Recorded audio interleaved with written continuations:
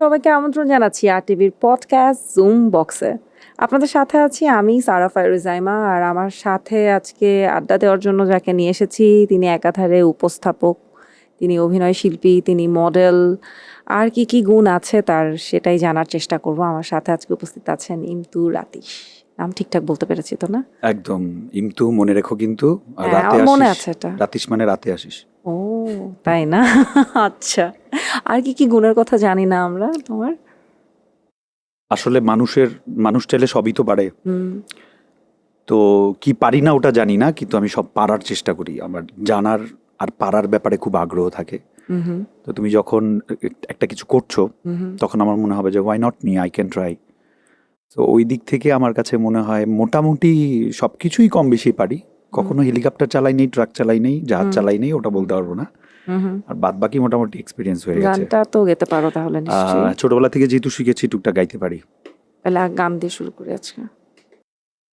তুমি যে আমার কবিতা, আমারও বাসি রাগিনী, আমারও স্বপ্ন জাগরণ, চিরদিন তোমারে চিনি, তুমি যে আমার কবিতা।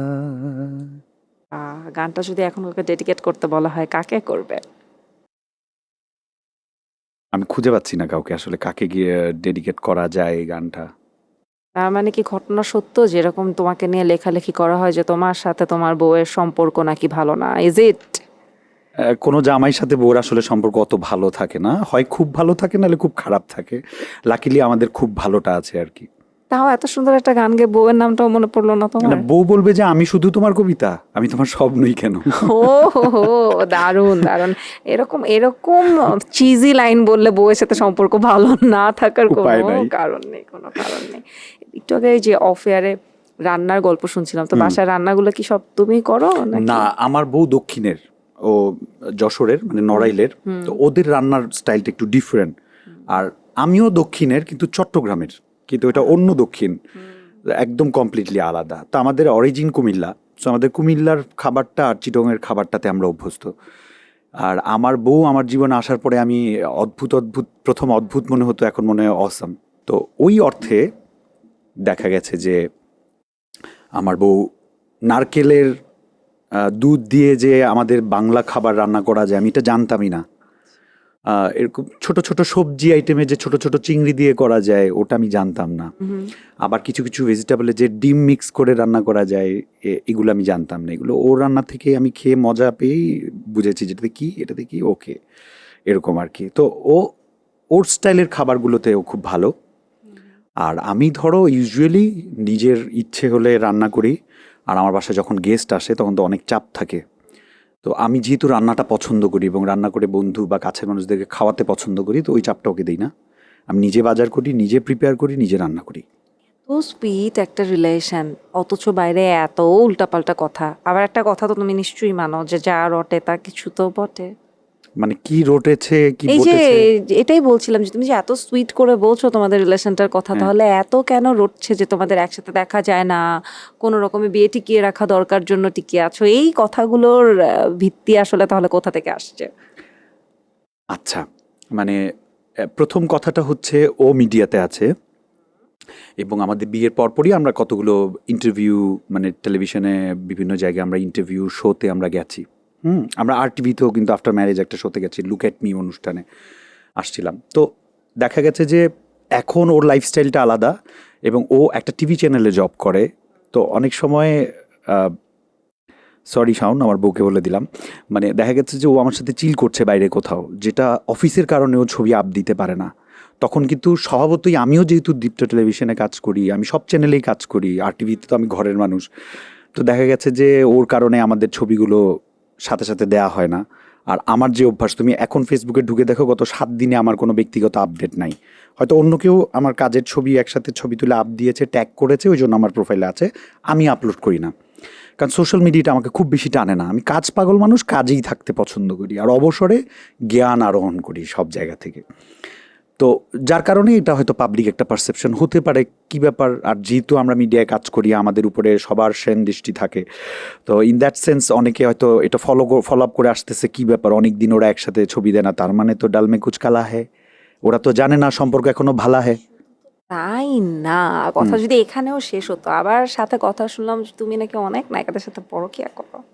আচ্ছা, কি চিন্তা করছো, না আগে কাদের বইটা সাথে? শেষ করি, আচ্ছা, বইটা একটু বলি যারা এই ধরনের ভাবেন হ্যাঁ। ওটা বলি। মানে অনেকে বলে যে আপনারা নাকি একসাথে থাকেন না। এখন একসাথে তো আমি এখনো ওর সাথে নাই, এখন তো আমি তোমার সাথে, ও তো আমার সঙ্গে নেই এখন। এখন এটাও এক অর্থে তারা ঠিক বলেছে, আমরা একসাথে থাকি না, সব সময় থাকি না, যখন থাকা দরকার তখন থাকি বলেই একত্রে এখনো আছি। Good answer. Okay, thank you. এবার যে সেকেন্ড প্রশ্নটা করেছো, পরকীয়া, আসলে আমরা যে জায়গাটায় কাজ করি ওখানে আমাদের আরেকটা নাম আছে অভিনেতা। ওই অভিনেতার যে খেতাবটা, ওই জায়গাটা দায়িত্ব পালন করতে গেলে ওখানে প্রেম করা লাগে, পরকীয়া করা লাগে, অনেক সময় ডিভোর্স দেওয়া লাগে, অনেক সময় পাশবিক নির্যাতনও করা লাগে, কিন্তু ওটা ক্যারেক্টারে অন স্ক্রিনে। সো পরকীয়ার প্রতিক্রিয়া এগুলো আমি জানি না, কিন্তু আমি অ্যাজ এ পার্সন খুবই ফ্রেন্ডলি, এবং কেন যেন আমার সবসময় আমার সেটে আমার নায়িকা এবং নায়িকার মা এই দুজনের সঙ্গে আমার ভীষণ ভালো খাতির হয়ে যায়। তো ওই খাতিরটা ওই পর্যায়ে চলে যায় যে আমরা অনেক রাত বিরাতেও হয়তো একসাথে ঘুরতে যাই, একসাথে বাসাতেই আমরা টাইম পাস করি। এখন সবসময় তো আমার ওয়াইফ বসে বসে আমাকে পাড়া দিবে না, বা ও চাইলেও কিন্তু আমাদের সাথে ওই দীর্ঘ সময় আড্ডা দিতে পারে না, কারণ তার যেহেতু ভোরে উঠতে হয়, তার একটা সংসার সামলাতে হয়, বুয়া রিলেটেড ইস্যু থাকে, বুয়াদেরকে ডিরেকশন দিতে হয়, তারপরে তাকে সব প্রস্তুত করে অফিসে যেতে হয়। ও কিন্তু একজন মহিষী নারী, মানে সে ঘর কাজ। অনুষ্ঠান শুরুর আগে বলছিলে যে বউয়ের বেশি প্রশংসা করা যাবে না, বউরা নাকি মাথায় উঠে যায়। এই জন্যই তো আমি বউ বলিনি, নারী বলেছি, ওই মহিষী নারী। বউকেই তো বলেছো না? ওকে বলেছি, বাট ওরা আরেকটা পরিচয় আছে না, নারী, নারীর গুণ তো এটা স্বীকার করতেই হবে। আমার মাও নারী, তুমিও নারী। তো ও অনেক পরিশ্রম করে, তো আর্লি সকাল সকাল ওর চলে যেতে হয়, তারপরে ও যথেষ্ট মেনটেন করে, যথেষ্ট। কমপ্লেন থাকবে, একসাথে থাকলে মনোমালিন্য, এক্সপেকটেশন, ইট হার্টস অলওয়েজ। আমরা কখনো অন্যের মতো করে চলতে পারি না, সেও নিশ্চয়ই 100% আমার মতো করে চলতে পারে না। তো সম্পর্কে আমার বই এটা বলে যে দেখো, একটু খুনসুটি, একটু ঝগড়া যদি না থাকে ভালো লাগে না, তুমি একদমই ঝগড়া করো না। আমার ডিকশনারিতে ঝগড়া জিনিসটা নাই। এই সুযোগে নিজেরও একটু প্রশংসা করে নিলাম। নাই, যেটা নাই ওটাই বলছি, এটা সত্য। আচ্ছা। সত্য, এটা যদি প্রশংসার পর্যায়ে পড়ে, okay fine, I accept it, I don't mind. বলো নেক্সট। ওকে, নেক্সট আর কি, মানে নাটকের বড় পর্দায় কাজ করা হলো, ছোট পর্দায় কাজ করা, উপস্থাপনা তো দারুণ ভাবে করছো, উপস্থাপনায় পরে আসছি। ছোট পর্দায় তো অনেক কাজ করছো, কিন্তু কাজগুলো সেই তুলনায় চোখে পড়ছে না কেন? অনেকে এই প্রশ্নটা আমাকে করে। আসলে আমি কাজটাকে কাজ মনে করেই করি। কোনটা চোখে পড়লো আর কোনটা চোখের বাইরে গিয়ে পড়লো ওটা তো কাউন্ট করা আমার দায়িত্ব না। এখন দর্শক যদি মনে করে যে আমারটা দেখবে না, নাটক দেখবে না, তারা ওটা ভাবতেই পারে, আই ডোন্ট মাইন্ড। না, বাস দর্শক তো ভালো কাজের সাথে থাকে, এবং একজন আর্টিস্ট হিসাবে তোমার নিশ্চয়ই দায়িত্বের মধ্যে পড়ে না যে ভালো কাজটা করা বা বুঝে ধরো কাজটা আমি একটা করা। কথা বলি, বাংলাদেশের সবচাইতে জনপ্রিয় নাটক এক সময় পালকি, আমি ওটার হিরো। আমি এখনো বাইরে গেলে পালকি নাটকে যে আমার ক্যারেক্টার ছিল সোহেল, সোহেল আমি এখনো ডাকে। মানে কাজের রিফ্লেকশনটা তো আমরা বাইরে গেলে পাই, তো তখন তো আমি বুঝি না যে দর্শক দেখে না। আর তোমার এক্সপেকটেশনটা হয়তো কয়েকজনের নাম ধরে যদি বলি, বা তুমি যদি কাউকে মিন করে থাকো, ওদের সমপর্যায়ে না কেন। এখন দেখো, মুশফিক ফারহান, ও খুবই জনপ্রিয় একজন অভিনেতা। এখন এই যে জনপ্রিয় অভিনেতা, তার নাটকগুলো কোন কোন প্ল্যাটফর্মে যায়? RTV নাটকের প্ল্যাটফর্মে যায়, আরও বড় বড় ইউটিউব যারা স্ট্রং চ্যানেল আছে তাদের ওখানে যায়। এখন ওরা সবসময় ডিসাইডেড যে ওরা ফারহানকে নিয়েই কাজ করবে। আই অ্যাপ্রিসিয়েট, আমার কারোর ডিসিশন নিয়ে কোনো প্রবলেম নেই। এখন যদি এর চেয়ে কম দুর্বল বা কম শক্তিশালী আরেকটা চ্যানেল যদি আমাকে কাস্ট করে, তো ওখানেই তো আমি একটু কম শক্তিশালী চ্যানেলে পিছিয়ে পড়লাম, সেটা একটা কারণ হতে পারে। কিন্তু এখন যদি ভিউর কম্পিটিশনের, আমি কখনো ভিউ আর্টিস্ট হতে চাইনি, ওটার প্রতি আমি সময়ও দিই না। আমি কাজটা যেহেতু পছন্দ করি, আমার চরিত্রটা যেটা আসে স্ক্রিপ্টটা দেখে, আমি ওটা কিভাবে ভালোভাবে করব আমি সেটাতে ফোকাস করি। ওটা দর্শক কতজন দেখলো বা কতটুকু জনপ্রিয়তা পেল। আমি কিন্তু আজকে সম্পূর্ণ আমার কথা যে বলছি তা না, আমি ওই যে you know better than me, যে তুমি উপস্থাপনা করো, যে একটা দর্শকদের একটা পার্সপেক্টিভ থাকে যেখান থেকে আমি প্রশ্ন নিয়ে বসছি। হ্যাঁ, তো সেখান থেকে একটা কথা খুব আসছে যে তোমার সহ অভিনেত্রী যারা সহশিল্পী নায়িকা যেন খুব একটা সেরকম না, চেনা মুখ না, উল্টো এটা নিয়ে একটু কমপ্লেন আছে যে ইমতুকে যেন তেন সবার সাথে, দর্শকের ভাষায় আর কি, এটা যে ইমতুকে যার তার সাথে কেন কাজ করতে দেখা যায়। আচ্ছা, it's a good question, very good question. সবার সাথে দেখা যায় তার মানে হচ্ছে সবার সাথে আমি কমফোর্টেবল, সব না, কোয়ার্টিস্টে আমার সবার সাথে সাথে না, comfortable। কিন্তু বলা হয়েছে যেন তেন যার তার সাথে, এই ধরনের শব্দচয়নগুলো যেন তেন যার তার টাইপের শব্দচয়ন কেন আসছে? আচ্ছা ঠিক আছে, এখন এই যে আমি একটাই নাটকের কথা বললাম, পালকি। পালকি নাটকে আমার নায়িকা ছিল তানিয়া বৃষ্টি। তানিয়া বৃষ্টি যেন তেন হতে পারে না। এই মুহূর্তে আমরা যে পডকাস্টে বসে কথা বলছি জুম বক্সে, এই মুহূর্তে আরটিভিতে আমার একটা রেগুলার সিরিয়াল অন এয়ার হচ্ছে যেটার নাম হচ্ছে গোলমাল। সেখানে আমার 3টা নায়িকা, এর মধ্যে একটা নায়িকার নাম সালহা খানম নাদিয়া, সেও যেন তেন নয়। এখন এদের বাইরে যাদেরকে তারা যেন তেন মনে করে না, তাদের বাইরেও যারা কাজ করে, তাদের সাথে কাজ না করলে তারা এগোবে কি করে? তারাও তো চাইলে অপূর্ব নিশো ভাইয়ের সঙ্গে কাজ করতে পারে না? কেউ না কেউ এগিয়ে আসুক। আজকে যদি মুশফিক ফারহান তার সবসময়, মানে কি আপনি বলতে চাচ্ছেন যে দায়িত্ববোধ মানে থেকে। তুমি বলতে চাচ্ছ যে তুমি দায়িত্ববোধ থেকে কাজ করছো যাতে তোমার তো সঠিক যারা- হয়েছে, এটা হচ্ছে মূল পয়েন্ট। আর সেকেন্ড হচ্ছে অনেস্টলি স্পিকিং, আজকে আমি শোতে আসার সময় আমি কিন্তু জিজ্ঞেস করিনি যে আমার অপোজিটে আমাকে যে কোশ্চেন করবে সে কে, because I have faith on RTV. আচ্ছা, এটা তো উপস্থাপকের জায়গা, বলছি কিন্তু this is the নাটকের beginning. ক্ষেত্রে This is the beginning. This is the beginning. Let me finish. R second হচ্ছে when I get this script, আমি যখন স্ক্রিপ্টটা পড়ি তখন আমার গল্পটা কি, আমার ক্যারেক্টারটা কি, আমি সেটাতে অনেক ফোকাস করি। ইভেন গল্পের শেষে যদি আমার ক্রেডিটও না থাকে, কারণ হিরোরা সবসময় হিরো থাকতে হয়, সেটাও যদি না থাকে, I don't give a পিপ পিপ।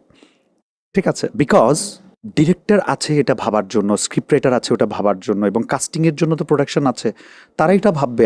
Um no one to জাজ, um no one to give decision যে আমার অপোজিটে নায়িকা কী হবে, অমুক না হলে আমি কাজ করব না। আমি এরকম শিল্পী নির্ভর আর্টিস্ট না যে আমার খুব যেন তেন ছাড়া আর্টিস্টদের সাথেই কাজ করতে হবে। আমার কাছে যেন তেন ছাড়া আর্টিস্টরাও যেমন আর্টিস্ট, নায়িকা যেন তেন নায়িকারাও আমার কাছে নায়িকা। তাহলে তোমার হিসাবেও কিছু নায়িকা তোমার জন্য যেন তেন নায়িকা। আমার কাছে সবাই নায়িকা, আমি সেটাই বলেছি। আমার কাছে যেন তেন বলে নাই, যেন তেন আমি ভাবলে তো কাজ হতো না। কথাটা একটু পেঁচাইলা যে তুমি বুঝো যারা নাই, যেন তেন তুমি না বোঝো নাই। তারাও, আবার যারা যেন তেন তারাও। আমি বলেছি যাদের কাছে যেন তেন তারাও আমার কাছে নায়িকা, আচ্ছা, আর যাদের কাছে যেই নায়িকারা যেন তেন না। মিউজিক ভিডিওর গল্প শুনবো। তোমার মিউজিক ভিডিও কতটুকু এনজয় করো? রিসেন্ট আরটিভির সাথেও মিউজিক ভিডিওতে কাজ করেছো। আচ্ছা, আসলে কি, ওই যে কাজটা তো কাজ। এখন একটা নাটকেও তো গান থাকে, নাটকেও আমার গানে পারফর্ম করতে হয়, বা আমি যখন ফিল্মে কাজ করি, ফিল্মে আমাকে গানে পারফর্ম করতে হয়। ভেরি রিসেন্ট আমাদের মিউজিক ভিডিওগুলো ইটস লাইক একটা ফিল্ম, একটা গানে 3.5 মিনিট 4 মিনিটে তোমাকে একটা পুরো গল্প বলছে, এবং বাজেট বেড়েছে, অ্যারেঞ্জমেন্ট বেড়েছে, আমাদের মিউজিক এখন অনেক ভালো হয়, বাংলাদেশের দর্শকের বাইরের দর্শকরাও এখন দেখে শুনে।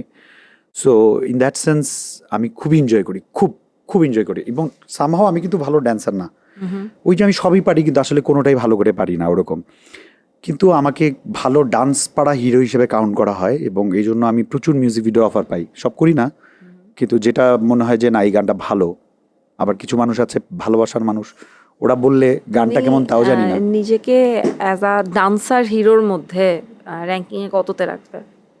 10-এ 5। মানে 10 জন ডান্সার হিরো থাকলে তুমি 5 নাম্বারে বা না, আছে? 10-এ 5 মার্ক। না না, আমি বলছি হিরোদের র্যাঙ্কিং এ তুমি আমি কত যাই না, নাম্বারে? এগুলো অডিয়েন্স প্রোডাকশন বলবে।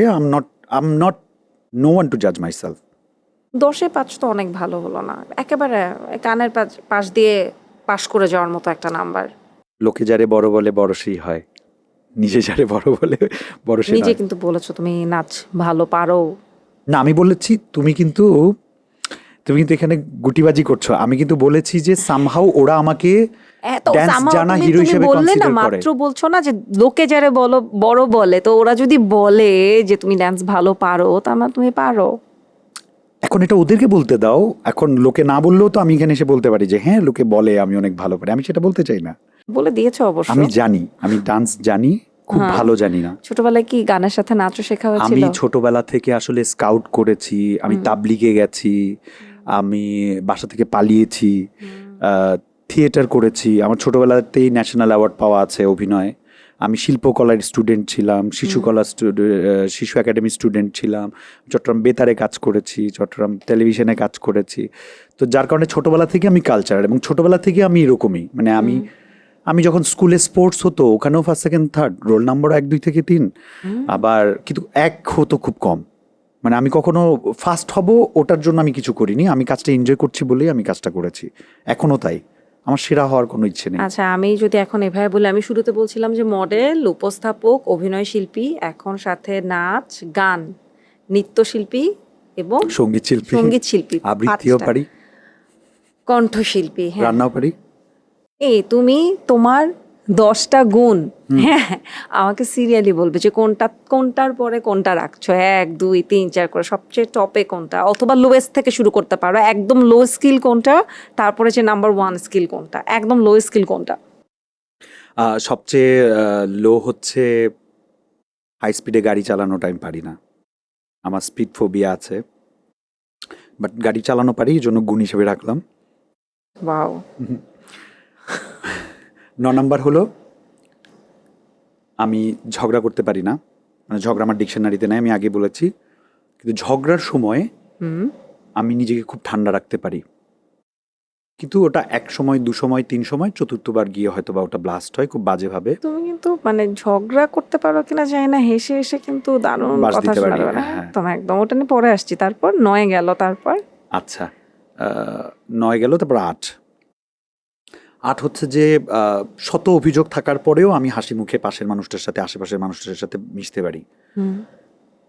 তারপর হচ্ছে একতরফা বন্ধুদের জন্য করতে পারি। তারপর হচ্ছে বউ খাবার রেডি না করে সারাদিন না খেয়ে রাখলেও আমি রাগ না করে, না রিয়েক্ট করে থাকতে পারি। এগুলো তোমার গুণের মধ্যে বলছে? তুমি তো গুণই বলেছো, হ্যাঁ 10টা। হ্যাঁ হ্যাঁ হ্যাঁ, গুণের মধ্যে বলছে। হ্যাঁ, তারপর আমি চিন্তা করতেছি এরকম গুণ 6টা গেল মনে হয়। 6 আছে, আরো 5টা বলতে হবে। আর 5টা বলতে হবে, গান, নাচ, অভিনয়, আবৃত্তি। গান আগে, তারপরে নাচ, মানে গানের থেকে নাচ বেটার পারো, হ্যাঁ। তারপরে অভিনয়। আর নাচে চোরামি করা যায়, গানে চোরামি করা যায় না। আচ্ছা, তারপরে নাচে যখন গ্রুপ ড্যান্স করি আমি অভিনয় থেকে সানগ্লাস পরে ফেলি। আবৃত্তি। হ্যাঁ, এরপরে গেল গান, এরপরে গেল আবৃত্তি। অভিনয় বলেছিলে? আচ্ছা, আবৃত্তি। 2 নম্বরে অভিনয় রাখছি। আর 1 নম্বরে আমি আমার যে গুণটা রাখবো সেটা হচ্ছে আমি সর্বদা যে কোনো স্বার্থে, যে কোনো ক্রাইসিসে আমি সবার আগে এটা ভাবি যে আমাকে একজন ভালো মানুষের মতো রিয়্যাক্ট করতে হবে, ভালো মানুষের মতো ডিসিশন নিতে হবে। এই যে ভালো মানুষ হয়ে বেঁচে থাকার একটা আকাঙ্ক্ষা আমার মনে এখনো আছে, বর্তমান লোভের যুগে, লুটতরাজের যুগে, মিথ্যাচারের যুগে, মানুষকে ঠকানোর যুগে আমার যে এখনো ভালো মানুষ হয়ে বেঁচে থাকার একটা তীব্র আকাঙ্ক্ষা কাজ করে, এটাকে আমি 1 নম্বরে রাখবো। তোমার যে 3টে গুণ দিয়ে আমি শুরু করলাম, তার মধ্যে 2 গুণ কোথায় গেল? উপস্থাপনা এবং মডেলিং। 10টা বলেছো, হয়তো ওগুলো পরে নিয়ে, আমি কি করবো বলো, একটা মানুষের এত গুণ থাকলে আমি কি করবো? ওয়াও। এখন ধরো মডেলিং আর একটা বলেছো উপস্থাপনা, এগুলো একটা পারফর্মিং আর্টসে ফেলে দাও, নাচের মধ্যে ফেলে দাও পারফর্মিং আর্টস। উপস্থাপনায় নাচা যায়? 4 নম্বরে পারফর্মিং আর্টস। আচ্ছা, তো ওটা একবারে পারফর্মিং আছে, তুমি এর মধ্যে সব? হ্যাঁ হ্যাঁ, মানে আমি গুড পারফর্মার, ওই ক্যাটাগরিতে ফেলে দিতে পারো। না, ফেলতে পারছি না। ফেলো প্লিজ, ধাক্কা দিয়ে ফেলে দাও। মানে যে নাচতে পারে সে যে মানে একজন উপস্থাপকের চেয়ারে বসে, হ্যাঁ, 10 বছরের ক্যারিয়ারে, আমি মোটে এটা মানতে রাজি না যে নাচতে পারে সে উপস্থাপনাও করতে পারবে, আমি সেটা কিংবা যে বলিনি। উপস্থাপনা করতে, তাহলে পারফর্মিং আর্টসের মধ্যে আমি এতগুলো জিনিস একসাথে ফেলতে পারি না। এটা তুমি এখন যেহেতু আমার এটার সাথে মধ্যে কথা তো বলছো, কম বেশি থাকবে। তুমি উপস্থাপনা, গান, নাচ সব একই স্কিলে তুমি পারো বলতে চাচ্ছ, এটা তো আমি মানতেই পারছি না। আনফরচুনেটলি তুমি 10টা বলেছো, তোমার উচিত ছিল 15টা বলা, তাহলে আমার বলতে সহজ হতো হয়তো, বা আমি জানি না। আর তার মানে এগুলো হচ্ছে 10-এর পরে গিয়ে পড়ছে। It's not like that. দেখো আমি মার্ক করছি, আর মার্কটা যে এখন এখন ব্যাপারটা হচ্ছে কি, আমি যখন তোমাকে বলছি, তোমাকে আমি শুরুতে বলেছিলাম যে এর বাইরে তোমার আর কি কি গুণ আছে, সেখানে তুমি 6টা গুণ বলেছো, কিন্তু একেবারে তোমার একেবারে যে মানবিক গুণ যেগুলোকে বলে, বউয়ের সেবা নেওয়া, ঝগড়া না করা। কিন্তু যখন একটা দর্শক বা আমরা যেটা দেখছি, আমরা কিন্তু তোমাকে উপস্থাপক হিসেবে খুব বড় একটা তোমার পরিচয় আছে উপস্থাপনার জায়গায়, তো আমরা তো এই গুণগুলো দেখে আমাদের এক্সপেকটেশনে থাকবে এটা, তাই না? আরেকটা জিনিস বলো, উপস্থাপকের চেয়ারে তোমার একটা বদনামও আছে, যেরকম প্রশংসা আছে একটা বদনাম আছে, যে তুমি মানুষকে অপমান করে কথা বলো। সারিয়া নাজিম জয়ের ভাইয়ের চেয়ে ভালো কেউ পারে এটা? আমি কম্প্যারিজনে যাই নাই, তোমারটা জিজ্ঞেস করছি। আচ্ছা, আমি এই প্রথম শুনলাম এটা যে আমি কাউকে অপমানজনক প্রশ্ন করি। কারণ আমার ধরো তুমি যদি কোথাও আমার গেস্ট হয়ে আসো, আমি নিশ্চয়ই এমন কিছু বলবো না যেটা তুমি হার্ট বা বিব্রত হও। সো আমি ততটুকুই বলি যতটুকু আমাদের মধ্যে আন্ডারস্ট্যান্ডিং থাকে। আমি যদি কাউকে ওরকম বিব্রতকর প্রশ্ন করেও থাকি, তার মানে সে আগে থেকে জানে যে তাকে আমি প্রশ্নটা করব। মানে তুমি বলতে চাচ্ছ যে তুমি তোমার গেস্টকে স্ক্রিপ্টটা আগে থেকে দিয়ে দাও। Not like that, mutual understanding. আর মিউচুয়াল আন্ডারস্ট্যান্ডিং হ্যাঁ। মানে কি বিব্রতকর প্রশ্ন করবে গেস্টকে, এখন- এটা তুমি বলে রাখো যে আমি তোমাকে এই বিব্রতকর প্রশ্নটা করব, তুমি একটা বিব্রতকর এক্সপ্রেশন দিয়ে আমাকে তারপর বিব্রতকর ভাবে উত্তরটা দিবে। আচ্ছা, আমি একটা ছোট এক্সাম্পল দিতে পারি। বলো। তোমার এই শোতে অনেকে এসে বলে না যে আমাকে উল্টাপাল্টা প্রশ্ন করো না। না, আমি উল্টাপাল্টা প্রশ্ন করি না, তো আমাকে এখন পর্যন্ত কেউ বলেনি এই কথা যে তুমি আচ্ছা। উল্টাপাল্টা প্রশ্ন করো না। আচ্ছা, তো ধরো অনেক আর্টিস্টরা আছে, আমার অভিজ্ঞতা বলে যে এসে বলে যে উল্টাপাল্টা প্রশ্ন করো না। আবার অনেকে আছে বলে যে এই আজকে কিন্তু উল্টাপাল্টা প্রশ্ন করবি, আমি ভাইরাল হতে চাই। ও So, ওয়াও। এক একজনের ডিজায়ার কিন্তু এক এক রকম। তোমার It's desire different. কোনটা? I never wanted to be on the top. I never wanted to be viral. I never wanted to be on the controversy. Never and never. Because I have got a very happy life. আমি এটা নিয়ে মানুষ নাক গলাক, এটা নিয়ে চর্চা করুক, I never want. কিন্তু এখন ওই যে দিন শেষে দুই ধরনের জিনিস, একটা হচ্ছে যে ভাইরাল হওয়াটা একটু দরকার, মানুষ চেনে। আমি ওই টাইপের না। আচ্ছা, না না, আমি বলছি না তো তুমি ও টাইপের। আচ্ছা। হ্যাঁ, একটা হচ্ছে ভাইরাল হওয়াটা দরকার, মানুষ চেনে, এবং আরেকটা হচ্ছে negative news. Publicity is the best হ্যাঁ, publicity, নেগেটিভ। আমি যদি একদম খাস বাংলায় মিডিয়ার ভাষায় বলেছি, নেগেটিভ জিনিস মানুষ খায় বেশি। তুমি তোমার ক্ষেত্রে না, বাট ওভারঅলে যদি তোমাকে বলা হয়, তুমি কোনটা বেশি মনে করো যে কোনভাবে অ্যাকচুয়ালি মার্কেটিংটা হওয়া দরকার? মিডিয়া হচ্ছে এমন একটা জায়গা যেখানে সারাক্ষণ জনতা দেখবে, আর জনতার একটা অংশ কাউকে উদ্দেশ্য করে বলবে, মেয়ে হলে বলবে সে স্লাট, আর ছেলে হলে বলবে যে সে, আমি যদি বাজে শব্দ ব্যবহার করি তাহলে বলবে যে সে সে শুয়ে কাজ করেছে। মেয়েদের বেলায় ওটা বলবে, বাট মেয়েরা হচ্ছে টাকা নেয় আর ছেলেরা হচ্ছে কাজ নেয়।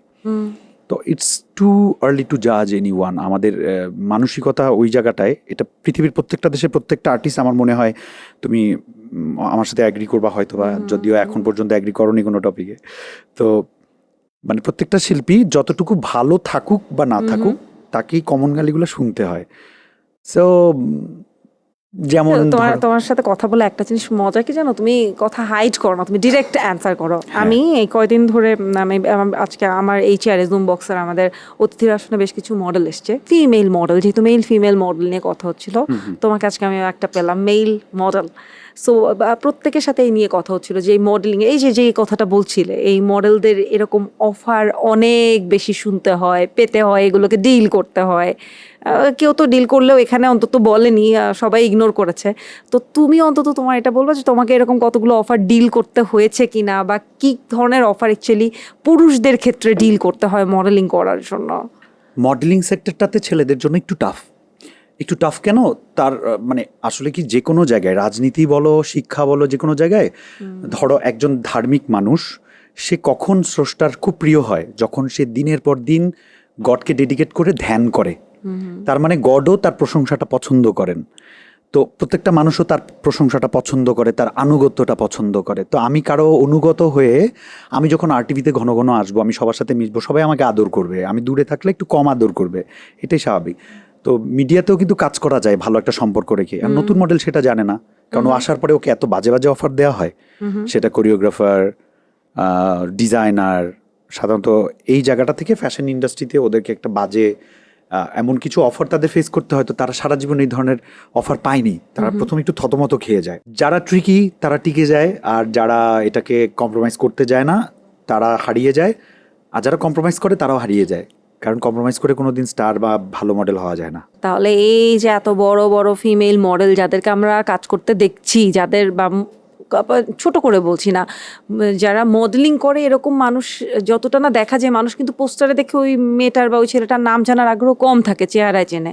কিন্তু যাদের নাম জানে, চেহারাও চেনে, এবং সাথে একটা ট্যাগও আছে যে সুগার ড্যাডি আছে তাদের, তাহলে তারা কিভাবে এতটা নাম করছে? তো তুমি রাইট পয়েন্টে এসেছো। সুগার ড্যাডি তো এটা মিডিয়ার বাইরে, মানে একজন বিজনেস পারসন থাকতে হ্যাঁ, পারে, কিন্তু তারাই তো তুলে ধরছে, মানে কথাটা তো এভাবে আসে না তাদের জন্য। সে আজকে এখানে মিডিয়াতে কোনো প্রবলেম ফেস করে কিনা তোমার মনে হয় ওটা প্রশ্ন ছিল, মডেলরা আসলে। হ্যাঁ, সেটা তো তোমার তো না, sugar এটা daddy হচ্ছে is the মডেলরা কি advantage. ধরনের প্রবলেম ফেস করে সেটা এখন তুমি, ওটা তো তার কাজ করতে, তুমি যেটা বলছো, সে একটা যখন মানুষ যদি বলে শুনো, be my সে girl- যখন কাজ করতে এসছে, সে মিডিয়াতে এসছে জন্যই, সেটা মিডিয়ার বাহির থেকেই অফার আসুক আর মিডিয়ার ভিতর থেকেই অফার আসুক, সে মিডিয়াতে এসছে জন্যই কিন্তু তার কাছে এই প্রস্তাবটা আসছে। তুমি সে কি মিডিয়া শিওর পার্সন জন্য তুমি কি তার কাছে শিওর আসছে, তুমি তাই এটা না? রাইট? অফকোর্স, নাহলে তুমি কয়জন র্যান্ডম মেয়েকে, বা অন্তত আমরা কয়জন র্যান্ডম মেয়ে বা র্যান্ডম কাউকে বলতে শুনেছি যে নর্মালি জব করছে, খাচ্ছে যাচ্ছে, ভার্সিটিতে পড়ছে, অ্যান্ড ওর একটা সুগার ড্যাডি আছে? মানে তুমি কখনো ওটা দেখোনি বলে ওটা নাই, তুমি এটা বলতে চাচ্ছো? তুমি বলতে চাচ্ছ যে এরকম আমি এটা বলতে চাচ্ছি অহরহ না, এটা আছে? আছে, অবশ্যই আছে। আচ্ছা। মানে লাইক ধরো যারা মডেল, সবাই তো এমন না, অনেকে ভালো ফ্যামিলি বিলং করে, তার ফ্যামিলি প্রচুর টাকা আছে, সে উড়ায়। বা অনেক মেয়ে আছে নিজেই কসমেটিক্সের বিজনেস করে, বা মালয়েশিয়া যায়, ইন্দোনেশিয়া যায়, গিয়ে প্রোডাক্ট এনে বিজনেস করে। সেলফ ডিপেন্ডেন্ট মেয়েরা আছে, তাদের প্রতি আমার রেসপেক্ট আছে। যাদের সুগার ড্যাডি আছে তাদের প্রতিও আমার রেসপেক্ট আছে, কিন্তু যদি বলে তোমাকে আমি কাজ দিব এটার বিনিময়ে, আমি সেই প্রবলেমটাকে এখানে ফোকাস করেছি। ছেলেদের ক্ষেত্রে কি থাকে বলো আমি তো? বলেছি, তুমি হয়তো অ্যাবসেন্স হ্যাঁ, ছিলে। আমি একটু বলো না, আমি খেয়াল আমি করতে বলেছি পারিনি। ছেলেরাও এই ধরনের হ্যারাসমেন্টের শিকার হয়। না না না, আমি বলছি মেয়েদের তো সুগার ড্যাডি থাকে, ছেলেদের কি থাকে? মানে ছেলেদের সুগার ব্রো থাকে। রিয়েলি? মানে ওই সো দেয়ার অপশনটাই ইজ নো বেশি। Sugar mommy? মানে দেখো, ইন্ডাস্ট্রির কথা বললে আমি বলবো যে সুগার ব্রোসিস আর কি, হ্যাঁ। আর ছেলেদেরও বাইরে একটা আন্টি থাকতেই পারে, মানে সুগার মম থাকতেই পারে, অনেকের আছে। আমি এত বছর ইন্ডাস্ট্রিতে আছি, অনেক কিছুই দেখছি, থাকতেই পারে। উইথ ডিউ রেসপেক্ট, এটা যার যার লাইফ, ওর কি আছে না আছে আমার এগুলোতে কিচ্ছু যায় আসে না। আমি ওভাবে ওদেরকে জাজও করি না। ওর লাইফ ও এনজয় করছে, ও কিভাবে টাকা কামাচ্ছে, কার টাকা খরচ করে সে তার শখ পূরণ করছে, এগুলো আমার দেখার বিষয় না। আই অ্যাপ্রিশিয়েট দ্যাট, আসলে যার যার তার লাইফ। কিন্তু আরেকটা জিনিস, যেহেতু তুমি ইন্ডাস্ট্রিতে আছো, মডেলিং করছো, একটা জিনিস আমার খুব জানতে ইচ্ছা করে যে ইদানিং একটা টেন্ডেন্সি দেখা যাচ্ছে, বা ইদানিং খুব বেশি দেখা যাচ্ছে ছেলেদের মেয়ে সাজার বা মেয়ের মতো করে এক্স্যাক্ট মেকআপ করার। তুমি এটাকে কিভাবে দেখো? বা আসলে দেখো, মানে বাংলাদেশে এখন এত ইউটিউব চ্যানেল, এত ফেসবুক চ্যানেল, এত মানুষ ট্যালেন্টেড, আমরা তো জানতাম না। আগে বিটিভি ছিল, বলতো যে বিবি গোলামের বাক্স, সরকারের স্তুতি ছাড়া ওখানে কিছু হতো না। এখন তো ওটা নেই, এখন যা এক একটা মানুষ এক একটা চ্যানেল। এখন এই যে ছেলেরা মেয়ে সাজছে, এর আগেও ছেলেরা মেয়ে সাজতো, আমরা হয়তো ওটা দেখিনি। এখন ওদের দেখানোর সুযোগটা অনেক অবারিত। যে মাসে একবার সাজতো, সে ডেইলি এখন 5 বার সাজে, তার 5টা কন্টেন্ট করতে হবে, 5 ড্রেস পরে। তুমি কি LGBTQ সাপোর্ট করো? আমি তো বলেছি যার যার লাইফ সে তার মতো করে এনজয় করুক, I don't have any problem. So আমি ওদেরকে সাপোর্টও করি না, তাদের অপোজও করি না। আচ্ছা, you are very okay with it, মানে যে যার যাকে যেমন পছন্দ সে সেরকম করুক, কিছু মানে আসে যায় না। দেখো, একটা বাগানে সব ফুল ফুটলেই সুন্দর লাগে বাগানটা দেখতে। তো সমাজে সবাই থাকুক না, যার যার মতো করে থাকুক, ভালো থাকুক, কেউ কারো ক্ষতি না করুক। আচ্ছা, এবার এটা আমি ভালো না খারাপ আমি জানি না, কিন্তু আমার উপস্থাপনার প্রসঙ্গে একটু আসতে চাই। তুমি কিন্তু আসলেও খুব চমৎকার উপস্থাপনা করো, এবং তোমার মধ্যে একটা বলে না, একটা ইনস্ট্যান্ট কোয়েশ্চেন করা, স্পন্টিনিয়াস একটা ব্যাপার তোমার মধ্যে আছে। প্রশংসা করছি। ওকে, কিন্তু ফাইনালি তোমাকে ফাইনালি মানে কি, এখনো আরে শেষ হয়নি, বলো, হ্যাঁ, না বলো। না না না, কিন্তু আর টিভির বাইরে তোমাকে কাজে কম দেখা যায় কেন? কারণ আর বা টিভির বাইরে দেখা তুমি যায় টিভি না। দেখো না, আমি এটাই খুব বলবো। কম দেখা যায়, খুব কম দেখা যায়। আর টিভি দুইটা রিয়েলিটি শোতে দেখেছি, আর টিভির ঈদের সময় প্রোগ্রামে দেখি, অনেক কিছুতে, কিন্তু এর বাইরে দেখি না কেন? আচ্ছা, আর টিভিতে আমার টানা 2 বছর প্রতি শুক্রবার রাত 12টায় একটা প্রোগ্রাম যেত, এবং এটার ফুটেজগুলো প্রচুর ভাইরাল হতো। ইভেন আমার যে 7 পর্বের ঈদের পর্বগুলো বলছো, এটাও এই 3টা সিজন গেল, মানে 3টা ঈদ গেল। এই 3টা ঈদেই কিন্তু আমার আরো কয়েকটা চ্যানেলেও আমার শো গেছে। সামহাও হয়তো তুমি মিস করেছো। আচ্ছা, আর আমি কয়টা চ্যানেলে কয়টা কাজ করলাম, একটা চ্যানেলে বেশি হলো নাকি কম হলো, এগুলো তো আমার দেখার বিষয় না। যারা আমাকে ভালোবাসে ওরা ডাকবে, আর আমি কাজ ভালোবাসি, আমি কাজ করব। আর টিভির প্রতি আমার একটা উইকনেস আছে, যেহেতু সবাই আমার পরিচিত কাছের, আরও কাছের কিছু হাতে গোনা কয়েকজন মানুষ আছে যাদের সাথে আসলে একদম আত্মার সম্পর্ক আর কি, ব্রাদারহুড যাকে বলে। তো সেই জায়গাটা থেকে ওরা বললেই আসি। কখনো বাজেট বেশি থাকে, কোনো বাজেট কম থাকে, ওগুলো নিয়ে আমার কোনো প্যারা হয় না। আমি ভালোবাসি, তারা ভালোবাসে, ভালোবাসার সম্পর্কে থেকে হয়তো ভালোবাসাটা বেশি বলে কাজটা বেশি। তুমি বারবার একটা জিনিস ভালো লাগছে শুনতে, যে কাজটাই আসল, সেখানে ক্রেডিট থাকলো কতটুকু কিছু আসে যায় না, পেমেন্টের বিষয়টাও আসে যায় না খুব একটা। মানে আমি ধরো আমাদের এই প্রোগ্রামটা যে কন্ডাক্ট করছে আরজু, হি সাচ এ নাইস গাই। এটা আমি অন রেকর্ডে আজকে প্রথম বলছি না, এটা আমি অনেকবারই বলেছি। ও জানে যে ও কেমন, তো আমার বলার জন্য ওর কিছু যায় আসে না। তো জিনিসটা হচ্ছে যে ওকে যদি কখনো আমি পেমেন্টের কথা বলি, তখন আমি বলি ভাইয়া ঠকায়ও না, কিন্তু আমি ওকে কখনো জিজ্ঞেস করি না যে তুমি আমাকে কত দিবা, বাজেট কত, কখনো না। এটা আরজু বলে না, আমি কখনো কাউকে এটা বলি না। আর আরটিভিগুলো তো আরই না, আরটিভাবে ঘরের ছেলে না দিলেও চলবে। কিন্তু তো এখান থেকে এটাই তো তোমার মানে কি বলে ব্রেড অ্যান্ড বাটার, তাই না? এই যে উপস্থাপনা, অভিনয়, সবকিছু। ইটস নট লাইক যে আমার নাকি এর গোয়াটা পাশে এখানে আরো না। কিছু দেখো, বিজনেস আছে, আরো কিছু? হ্যাঁ, বিজনেস আছে। আচ্ছা, business- সেগুলো একটু শুনি। আমার এক্সপোর্ট ইম্পোর্টের বিজনেস আছে।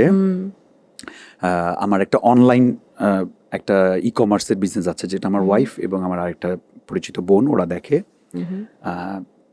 এই তো। আর আমি যা কাজ করে কামাই মাসে, ওটা আমার প্রয়োজনের চেয়ে বাড়তি। বা এটা একটা দারুণ কথা শুনলাম। মানে এটাও হতে পারে, মানুষ তো হয়তো আমার যত চাওয়াটা চায় কম। তত, মানে যত পায় তত চায়, আরো চায়। দেখো, একটা স্বাভাবিক মানুষের, সুস্থ মানুষের ট্র্যাডিশনালি কনসেপ্টটা মাথায় এইভাবে থাকে যে আমি কিছু টাকা জমাবো, প্রথমে একটা গাড়ি কিনবো, একটা ফ্ল্যাট কিনবো, বেশি টাকা হলে একটা বাড়ি কিনবো, এর আগে ডুপ্লেক্স ফ্ল্যাট। মানুষের স্ট্র্যাটেজিগুলো এরকম থাকে, ম্যাক্সিমাম 98% মানুষের স্ট্র্যাটেজিগুলো এরকম থাকে। আমি মানুষটা নিজেকে ছোটবেলা থেকে এমন করে বড় করেছি যে পৃথিবী কোনো দিন, মানে পৃথিবী একসময় ধ্বংস হয়ে যাবে, আমি একসময় মরে যাব, সেই পৃথিবীর কোনো কিছুকে আমি কেন আপন করতে যাব, তাও কষ্ট করে টাকা কামিয়ে। হ্যাঁ, আমি টাকা কামিয়ে আমার প্রয়োজনের পরে যেটা থাকবে আমি ওটা দিয়ে বিদেশ ঘুরবো। আমি আমার স্রষ্টার এত সুন্দর সৃষ্টি সারা পৃথিবীতে, বিভিন্ন জায়গায় বিভিন্ন সৌন্দর্যে তারা বিভিন্ন ফরম্যাটে বিভিন্ন ক্যানভাসে ধরা দেয়, আমি এগুলো স্বচ্ছকে দেখবো, উপভোগ করব। আমি আমার জীবনটাকে উপভোগ করি, আমি আমার জীবনটাকে উপভোগ করতে চাই। ছোটবেলায় কি হতে চেয়েছিলে? ডাক্তার, যেটা সবাই একদম হতে চায়। Typical doctor, engineer. বাবা মা বলতো ছেলে বড় হলে ডাক্তার হবে, নাহলে ইঞ্জিনিয়ার হবে। আমি বললাম আচ্ছা, ইঞ্জিনিয়ারিং তো কঠিন মনে হয়, ডাক্তারই হই। আমি অনেক কিছু জানি, আমার একটা গার্লফ্রেন্ড ছিল, ও ডাক্তার ছিল, আমাকে অনেক কিছু শিখিয়েছে, এটা আমার কাজে লাগে এখন। যে গার্লফ্রেন্ডটা ডাক্তার ছিল, যতদিনে সে তোমার গার্লফ্রেন্ড হচ্ছে ততদিনে তোমার ডাক্তারি পড়ার সুযোগ তো চলে গেছে নিশ্চয়ই। না না না, আমরা কাছাকাছি ব্যাচেই ছিলাম। আচ্ছা, তখনও তোমার সুযোগ ছিল? মানে কাছাকাছি ব্যাচে, মানে কি আগে? মানে ও মেডিকেল শুরু করেছে, আমি অনার্স শুরু করেছি, আমি গ্রাজুয়েশন শুরু করেছি। সেটাই বললাম যে ও ডাক্তার হতে হতে তো তোমার ডাক্তারি পড়ার সুযোগ আমার নিশ্চয়ই। পড়া হয়ে গেছে, পড়া হয়ে গেছে আর কি, বুঝো নাই? বুঝছি বুঝছি ওকে, বুঝছি। তো এই ডাক্তারির ভূতটা ছুটলো কোথা থেকে? ছুটি নাই, ব্যাপারটা হচ্ছে আমি যখন এসএসসি দিয়েছিলাম, আমার সায়েন্স ব্যাকগ্রাউন্ড ছিল, এরপর আমার সামহাও মনে হয়েছে যে না, আমি বিজনেস ব্যাকগ্রাউন্ডে পড়ালেখা করব। তো আমি যতদিন পড়াশোনা করেছি আমি বিজনেস ব্যাকগ্রাউন্ডেই পড়াশোনা করেছি, ওই জন্য আমার আর ডাক্তার হয় নাই, কারণ বিজনেস ফ্যাকাল্টিতে কেউ পড়ে এমবিবিএস এ পড়তে পারে না। ওটাই তো আমি তোমাকে জিজ্ঞেস করলাম যে তোমার তাহলে ডাক্তার হওয়ার ভূতটা ছুটলো কোত্থেকে? ক্লাস 8-এর পরে আর সায়েন্স নাওনি নাকি? এসএসসি পর, আচ্ছা, এসএসসি পর্যন্ত আমার সায়েন্স, তারপরে আমি কমার্সে চলে গেছি। তারপরে যখন কমার্সে গেলে, এই যে অনার্স মাস্টার্স করলে, তখন কি অলরেডি মিডিয়াতে কাজে ঢুকে গেছো? না না না, আমার অনার্স চলাকালীন সময়ে আমি মিডিয়াতে এসেছি, এবং এটা খুব ইন্টারেস্টিং। ও আচ্ছা, আমি এখন যেই বিল্ডিং এ বসে তোমার সঙ্গে কথা বলছি, এই বিল্ডিং থেকে কিন্তু আমার জন্ম। আমি এখানে লিফটে ছিলাম, লিফটে উঠছিলাম, তখন আমাদের, ও আচ্ছা, মিডিয়াতে জন্ম, বাবারে বাবা, বলো। আমি লিফটে উঠছিলাম, তখন আমাদের ধন্য আমাদের পরিচালক অমিতাভ রেজা আমাকে দেখে মডেলিং এর অফার করেন। তারপরে আমি কাজ করে কত সালে এটা? 2006। তো কাজ করার পর ওনার ভালো লাগে, তো উনি পরপর আমাকে 5-6টা কাজে ডাকে, পরপর ব্যাক টু ব্যাক, বড় বড় কাজ। ওগুলো এখন একটা নামকরা ডিরেক্টর যখন একটা কাজ করে, তার সেটে কিন্তু অন্য ডিরেক্টররাও আসা যাওয়া করে। তো আমি খুব সৌভাগ্যবান যে অন্য ডিরেক্টররাও আমাকে নজরে এনেছেন, তারা এরপরে কাস্ট করেছেন। এই যে ডাকা শুরু হয়েছে, ওই ডাকে পাখি খোলো আঁখিতেই এখনো আছি। দারুণ দারুণ। ভবিষ্যৎ পরিকল্পনা কি? আমি তো আমার ভবিষ্যৎ কি আমি জানি না, তাহলে আর ভবিষ্যৎ একটা পরিকল্পনা নেই, কোনো চিন্তা ভাবনা যে আমার অভিনয়ে বা কালকের- উপস্থাপনায় এখানে নিজেকে দেখতে চাই, মানুষের এতটা কাছে যেতে চাই? মানে আমি যদি চাই যে মানুষ আমাকে এভাবে দেখুক, বা আমি যদি চাই মানুষ আমাকে এভাবে পছন্দ করুক, তার মানে আমার চাওয়াটা আমি ওদের উপর চাপিয়ে দিলাম। আমি ওদের প্রতি খুবই শ্রদ্ধাশীল, ওরা যা চায় আমি করব, কোনোদিন যদি না চাই করব না, কারণ আমি কাজটা এনজয় করি। তো আমি কাজটা যতদিন এনজয় করব আমি ততদিনই কাজটা করব, এটা নিয়ে আমার কোনো পরিকল্পনা নাই। আমার অনেক অনেক প্রশংসা শুনে ফেলছে আজকে, আমিও করলাম, তুমি নিজের মুখেও বললা, না, অনেক আমি গুণী তাই একটা বলেছি, মানুষ। আমি তাই বলেছি, আমি কোনো হ্যাঁ, প্রশংসা আকারে বলিনি। তাহলে আমি একটু পার্টিকুলারলি তোমার 5টা বদঅভ্যেস বা 5টা দোষের কথা শুনতে চাই তোমার মুখেই। ওই যে সহজে মানুষকে বিশ্বাস করি, টাকা ধার দিলে আর কোনোদিন পাই না। এটা তো তোমার দোষের মধ্যে তো পড়ছে না। এটা দোষ। টাকা ধার নিলে যে এটা দেয় দোষ। না তোমাকে, এটা তার দোষ। আমার মানুষ বুঝে দেওয়া উচিত ছিল। ও আচ্ছা, মানুষ মানুষ জাজ করো না। কেউ যদি আমাকে গালিও দেয় আমি এটাই ভাবি যে আমি নিশ্চয়ই এমন কিছু করেছি যার কারণে আমাকে গালি দিচ্ছে, আমি এটাই ভাবি। আমি ও খারাপ, ও আমাকে কেন গালি দিল ওটা আমি কখনো করি না। তবে জানতে চাই যে কারণটা কি, আমাকে বলবা যে আমি কি অপরাধ করেছি, আমি তো খুঁজে পাচ্ছি না। আর দুটো পেলাম। বদ অভ্যেসও হতে পারে, যদি হয়তো কোনো বদ আমি অভ্যাস ভালো থাকে। হাসবেন্ড না। কেন মনে হলো? কারণ এই যে লোকে মাঝে মাঝে উল্টাপাল্টা কথা বলে বউকে নিয়ে, নিশ্চয়ই এই যে তুমি বললা যারা অটে তাহলে কিছু হলেও ঘটে, ওই অর্থে হয়তো আমি ভালো হাসবেন্ড না। আমি জানি না ওরকম কিছু আছে কিনা আমার মাঝে, বাট আমার কাছে মনে হয় জানার চেষ্টা করেছো, তুমি ভালোর তো তো বলছিলে শেষ যে নেই। জানার চেষ্টা করো। না, ওই যে আবার প্রশংসায় চলে যাব, আমি কিন্তু ভুল থেকে শিখি, যেহেতু ভুল নিয়ে বসে থাকি না। সো আমার লাইফে কোনো প্রবলেম কন্টিনিউয়াসলি চলে না। কোনো একটা ইস্যু সামনে আসলে আমি নিজের সাথে আলাপ করি, তারপর যদি ওটার সাথে অন্য কেউ জড়িত থাকে আমি তার সাথে আলাপ করি, আমি ঝগড়া করি না। আরো একটা বাকি থাকে। মানুষটা খুবই ভালো, নিজের বদনাম খুঁজেই পাচ্ছে না। না, আছে, অনেক আছে, অনেক আছে। কোনো বদ অভ্যাস?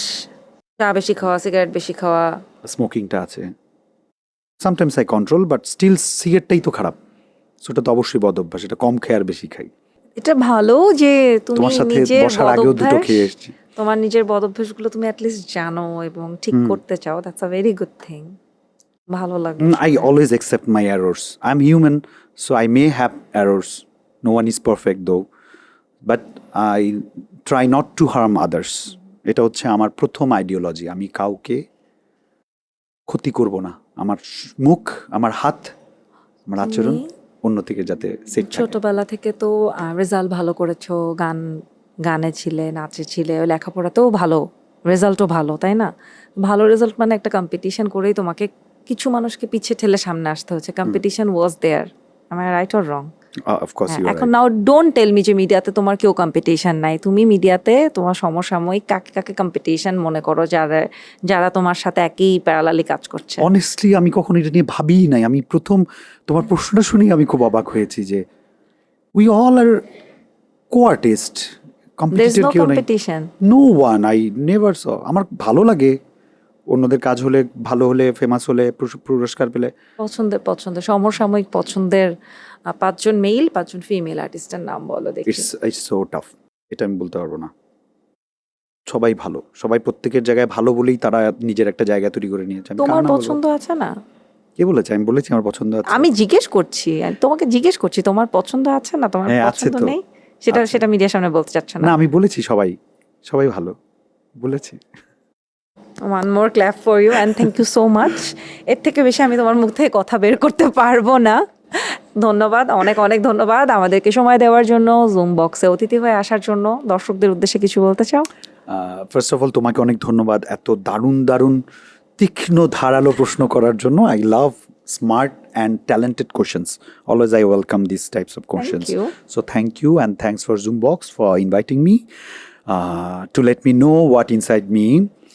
আর দর্শক যাদেরকে বলবো আমি আপনাদেরই লোক, এটাই আমার পরিচয় হোক। সবাই ভালো থাকবেন। Thank you so much Imtu Ratish. এবং এর সাথে আমি আরেকটা প্রশংসা যুক্ত করতে চাই যে ইমতু খুব সুন্দর মিলিয়ে মিলিয়ে কথা বলতে পারে, এটা তার একটা গুণ অবশ্যই বটে। Thanks again. অ্যান্ড দর্শক, এখানেই আজকের মতো বিদায় নিচ্ছি আর টিভির পডকাস্ট জুম বক্স থেকে। আগামী পর্বে আবারও নতুন কোনো অতিথি নিয়ে হাজির হয়ে যাব। Stay tuned.